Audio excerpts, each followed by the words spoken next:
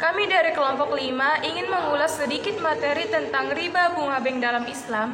Video ini dibuat guna untuk memenuhi tugas fikih muamalah dengan dosen pengampu yaitu Bapak Anwar Habibi Siregar MHK.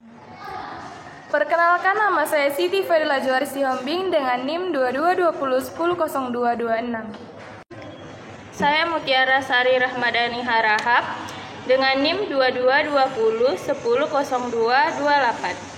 Dan saya Aprinia Harahap dengan NIM 22201000259. Berikut ulasan dari kami. Dalam pengertian riba, menurut bahasa, riba memiliki beberapa pengertian, yaitu A. Bertambah, karena salah satu perbuatan riba adalah meminta tambahan dari sesuatu yang dihutangkan. B. Berkembang maupun berbunga, karena salah satu perbuatan riba adalah membungakan harta uang atau yang lainnya yang dipinjamkan kepada orang lain. C. Berlebihan atau menggelembung. Sedangkan menurut istilah, yang dimaksud dengan riba menurut Al-Malik yang artinya adalah akad yang terjadi atas penukaran barang tertentu yang tidak diketahui pertimbangannya menurut ukuran syara ketika berakad atau dengan mengakhirkan tukaran kedua belah pihak atau salah satu keduanya. Sedangkan menurut Abdurrahman Al-Zaiziri yang dimaksud dengan riba adalah akad yang terjadi dengan penukaran tertentu tidak diketahui sama atau tidak menurut aturan syara atau terlambat salah satunya. Di sini kita masuk ke dalam hukum riba dan dalil pengharaman riba. Seperti yang kita ketahui bahwa hukum riba itu adalah haram. Banyak sekali ayat-ayat Al-Quran yang menerangkan riba. Demikian pula hadis-hadis yang menerangkan larangan riba dan yang menerangkan siksa bagi pelaku riba. Hukum riba haram sebagaimana firman Allah Subhanahu wa taala yang artinya bahwasanya jual beli itu seperti riba, tetapi Allah menghalalkan jual beli dan mengharamkan riba. Quran Surah Al-Baqarah ayat 275. Sedangkan dalam hadis tentang larangan riba dinyatakan, Nabi Muhammad SAW bersabda, yang artinya dari Jabir radhiyallahu anhu ia berkata, Rasulullah telah mengelaknati orang-orang yang suka makan riba, orang yang jadi wakilnya, juru tulisnya, dan orang yang menyaksikan riba. Rasulullah selanjutnya bersabda, mereka semuanya sama dalam berlaku maksiat dan dosa. Adapun macam-macam riba di antaranya yang pertama riba fuduli.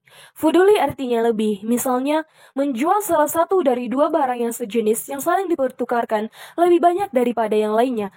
Misalnya menjual uang 100 dengan uang 110, menjual 10 kg beras dengan 11 kg beras.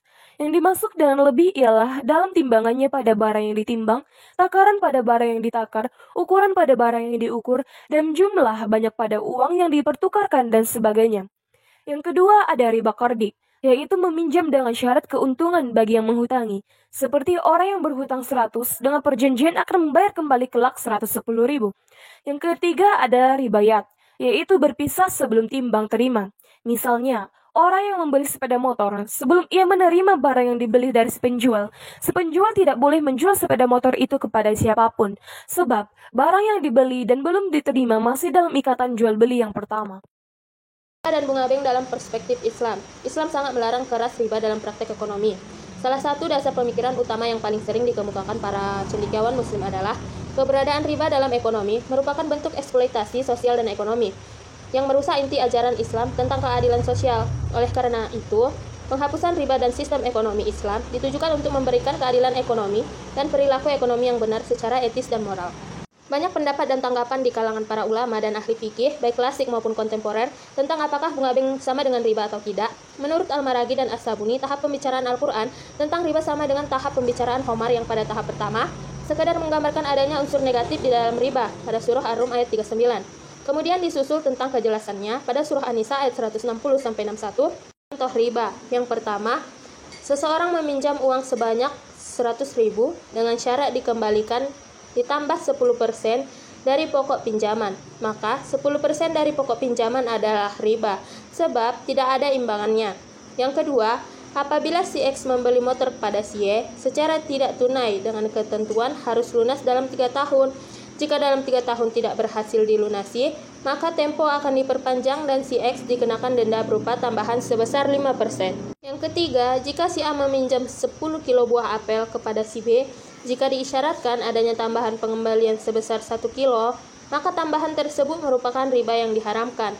Dan yang keempat, Si A meminjamkan 2 liter bensin kepada si B, kemudian diisyaratkan adanya penambahan 1 liter dalam pengembaliannya, maka tambahan tersebut adalah riba yang diharamkan. Selanjutnya yaitu dampak riba, yaitu A. Bagi jiwa manusia. Hal ini akan menimbulkan perasaan egois pada diri, sehingga tidak mengenal melainkan diri sendiri. Riba ini menghilangkan jiwa kasih sayang dan rasa kemanusiaan dan sosial. Lebih mementingkan diri sendiri daripada orang lain. Dan sedangkan B. Bagi masyarakat dalam kehidupan masyarakat, hal ini akan menimbulkan kasta yang saling bermusuhan, sehingga membuat keadaan tidak aman dan tentram. Bukannya kasih sayang dan cinta persaudaraan yang timbul, akan tetapi permusuhan dan pertengkaran yang akan tercipta di masyarakat. Dan yang C, bagi roda pergerakan ekonomi, dampak sistem ekonomi ribawi tersebut sangat membahayakan perekonomian. Sistem ekonomi ribawi telah banyak menimbulkan krisis ekonomi di mana-mana dan sepanjang sejarah. Sejak tahun 1929 dan 1927 dan sampai saat ini. Di bawah sistem ekonomi ribawi, kesenjangan pertumbuhan ekonomi masyarakat dunia makin terjadi secara konstan, sehingga yang kaya makin kaya, yang miskin semakin miskin.